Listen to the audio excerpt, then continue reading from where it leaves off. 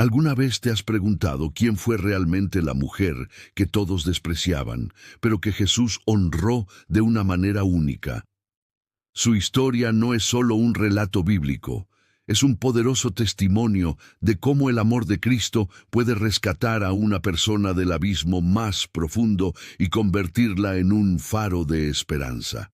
Hoy vamos a desentrañar la vida de María Magdalena, la mujer que la religión condenó, pero que Jesús rescató y exaltó. Comencemos por trazar su hoja de vida, basándonos en los datos esenciales que nos ofrece la Biblia.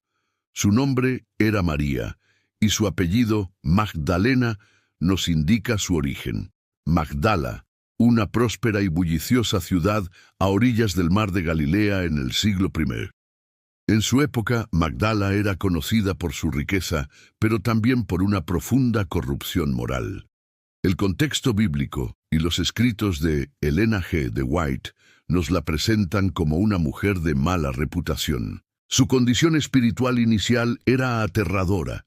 Según el Evangelio de Lucas, capítulo 8, versículo 2, de ella habían salido 7 demonios. Estaba completamente cautiva por el mal. Sin embargo, su vida dio un giro radical cuando fue liberada por Jesucristo, transformándose en una de sus discípulas más fieles y devotas. Su mayor privilegio, un honor sin igual, fue ser la primera testigo de la resurrección de Cristo. Ahora es crucial abordar una aclaración necesaria. ¿Por qué a María se le asocia con la imagen de una ramera? Es importante ser teológicamente precisos. La Biblia nunca utiliza explícitamente esa palabra para describirla.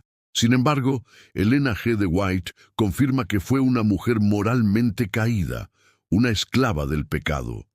En su libro El deseado de todas las gentes, explica que María había sido profundamente caída. 7 demonios la habían poseído. El contexto histórico de Magdala, una ciudad rica pero decadente, nos ayuda a entender que muchas mujeres eran empujadas a una vida de pecado por circunstancias como el abandono, el abuso o la marginación social. María no fue una pecadora ligera, fue una prisionera del mal en su forma más devastadora. La prostitución, en su caso, no fue su identidad final, sino una terrible consecuencia del pecado que la aprisionaba. Aquí, la historia se vuelve aún más profunda y reveladora. ¿Qué tiene que ver María Magdalena con un hombre llamado Simón?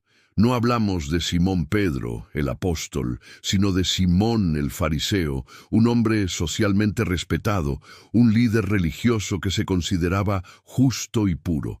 Sin embargo, a pesar de su estatus, era un hombre orgulloso y espiritualmente ciego. El episodio clave se narra en Lucas capítulo 7. Jesús es invitado a cenar en casa de este fariseo.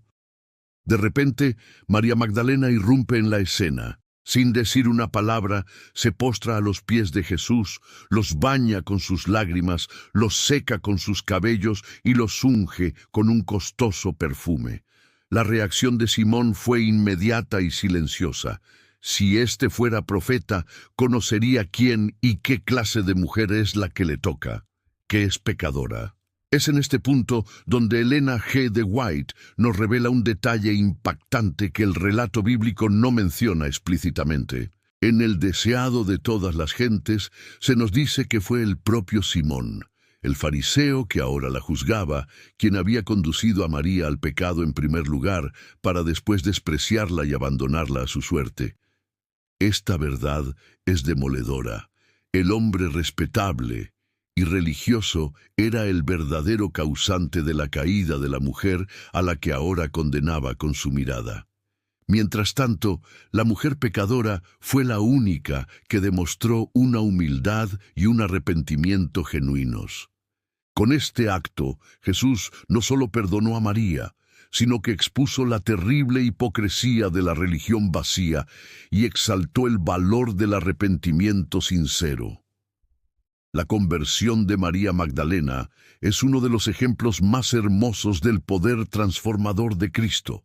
Su encuentro con Jesús lo cambió todo. Él no la condenó, no la humilló, no la miró con desprecio. En cambio, la liberó por completo de los 7 demonios que la atormentaban, le devolvió la dignidad que le habían arrebatado y le dio un nuevo propósito. Las palabras de Jesús a Simón resuenan con una autoridad divina. Sus muchos pecados le son perdonados, porque amó mucho. El amor de María no fue la causa de su perdón, sino la evidencia de que lo había recibido. Como escribe Ellen G. de White, en el perdón de Cristo, María halló paz y esperanza. Dejó de ser una víctima para convertirse en una discípula. ¿Y qué discípula tan fiel fue? Durante el ministerio terrenal de Jesús, María lo siguió incansablemente. No solo lo escuchaba, sino que, junto con otras mujeres, apoyaba su ministerio con sus propios bienes. Fue una de las pocas que permaneció firme cuando la mayoría, incluidos muchos de los apóstoles, huyeron por miedo. Su lealtad se manifestó de la forma más dolorosa y valiente durante la crucifixión. El Evangelio de Juan nos dice que estaban junto a la cruz de Jesús su madre y la hermana de su madre, María mujer de Cleofas, y María Magdalena.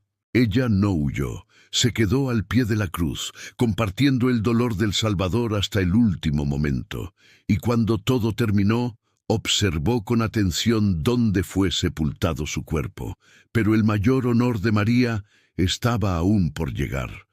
Fue en el momento más oscuro, en la madrugada de la desesperanza, cuando recibió la gracia más grande. El primer día de la semana, antes del amanecer, María fue al sepulcro para ungir el cuerpo de su Señor. Al encontrar la tumba vacía, se quedó llorando desconsolada. Su mundo se había derrumbado por segunda vez, y fue en medio de ese llanto, en su momento de más profunda angustia, que Jesús resucitado se le apareció a ella primero. El Evangelio de Juan nos narra este encuentro tierno y personal. Al principio no lo reconoció, pero cuando él la llamó por su nombre, María, ella lo reconoció y exclamó, Raboni. Ellen G. de White subraya la importancia de este momento. A María fue concedido el honor de ser la primera en ver al Señor resucitado. La mujer que había sido despreciada por la sociedad y atormentada por demonios, se convirtió en la primera mensajera del Evangelio, la apóstol de los apóstoles, encargada de llevar la noticia más grande de la historia. He visto al Señor. ¿Y cómo fue su final? La Biblia no registra los detalles de su muerte, y tampoco lo hace Ellen G. de White. Pero lo que sí nos dejan claro ambos testimonios es que su vida posterior fue un reflejo constante de la gracia que había recibido. Fue fiel hasta el final, viviendo cada día como un testigo viviente del poder restaurador de Jesucristo. Su legado no está en los detalles de su muerte, sino en la poderosa verdad de su vida transformada. María Magdalena es un monumento eterno a la misericordia de Dios. La historia de María Magdalena no es solo para admirarla, sino para aprender de ella.